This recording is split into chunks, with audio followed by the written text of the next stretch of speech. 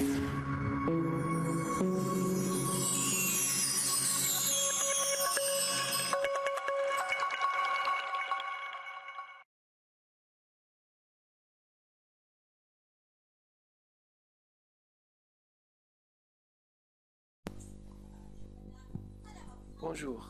Donc, après avoir vu le premier vidéo concernant une petite initiation sur ArcGIS, on va vous montrer aujourd'hui, donc l'objectif de ce vidéo, c'est pratiquement de faire une introduction sur l'utilisation d'ArcGIS et notamment la notion de couche, table, métadonnées et navigation dans les projets. On va commencer par la notion de couche. Durant ce vidéo ou bien ce tutoriel, on va utiliser des données open source. Pour ce faire, donc on va aller sur Google. On va télécharger des données à partir du site d'Ivagis.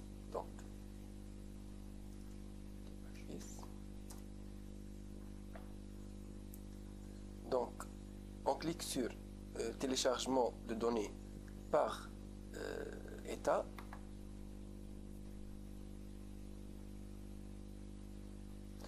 Donc ici on trouve les différents États du monde. Donc on va utiliser par exemple les données de la France. On va se contenter maintenant d'utiliser juste le découpage administratif. Donc on trouve ici le découpage administratif, les eaux, les routes, les chemins de fer, élévation, occupation de sol, population, ainsi de suite. Donc on va choisir le découpage administratif. OK.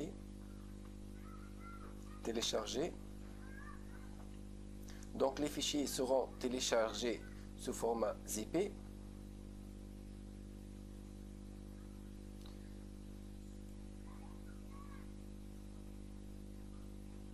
En parallèle, on va aller sur ArcGIS et on va se connecter à un nouveau dossier. Donc je vais me connecter sur le disque local C. Je vais créer un nouveau dossier, donc créer un nouveau dossier. Je vais le nommer ArcGIS.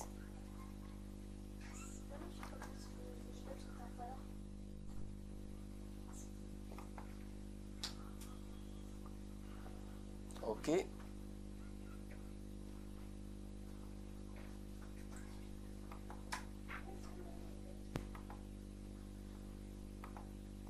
Je vais cliquer sur OK.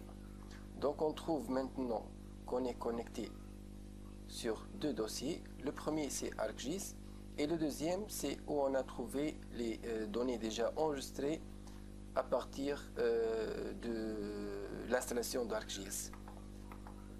OK. Une fois le téléchargement terminé, donc je vais juste copier ce contenu, l'enregistrer sous notre dossier qu'on vient de créer. Je vais le nommer, je vais créer un nouveau dossier et le nommer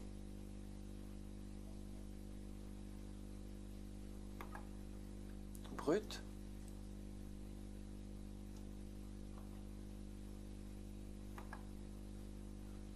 Et je vais l'extraire ici.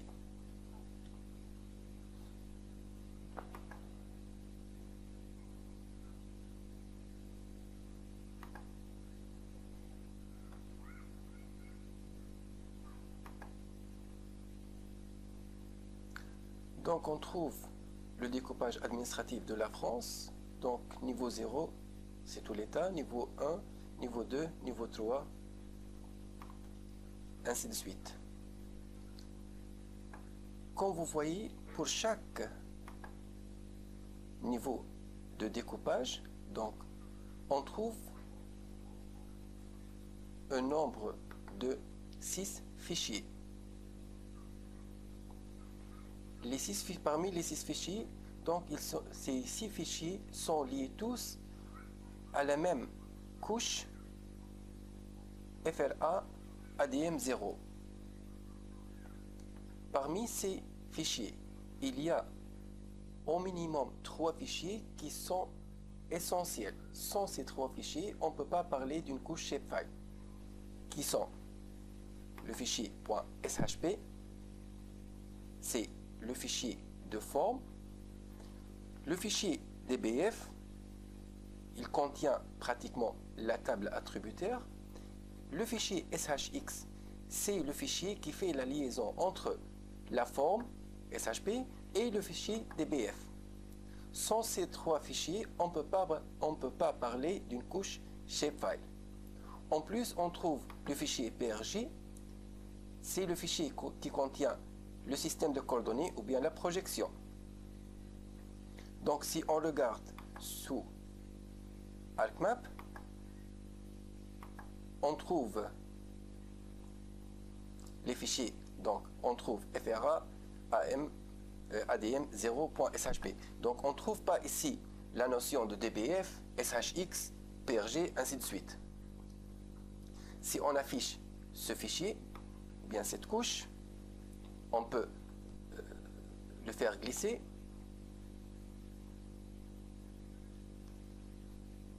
Donc on va trouver pratiquement le découpage administratif de la France au niveau 0. Donc bouton droit, zoom to layer, pour zoomer dans cette zone, comme vous voyez. Donc on trouve la forme ici, la forme ou bien la géométrie, donc polygonale. C'est le fichier pratiquement, entre guillemets, le fichier .shp. Ici, lorsqu'on ouvre la table attributaire Open Attribute Table, donc c'est pratiquement le fichier, entre guillemets, dbf. OK. Et le fichier shx, son rôle, c'est, entre autres, lorsque je clique sur cet enregistrement, automatiquement, ça sera traduit sur la couche ou bien sur la géométrie elle-même. Donc on trouve ici, c'est la forme, et dans la table attributaire, c'est la table relative à cette couche. OK. De même, on va ajouter les autres couches, donc le niveau 1. Donc on trouve ici, si on va regarder le nombre d'enregistrements ou bien d'entités, donc de même, donc bouton droit, Open Attribute Table. Donc on trouve 22 enregistrements.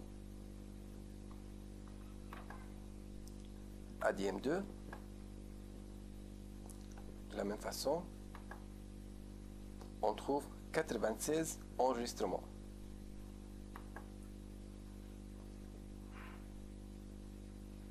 ADM3,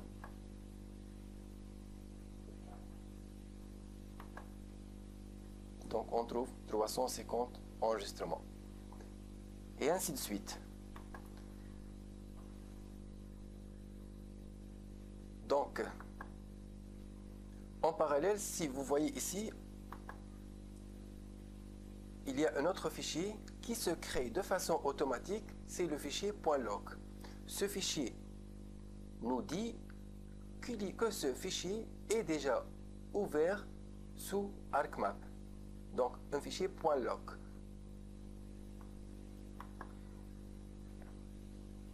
Passons maintenant à la deuxième étape.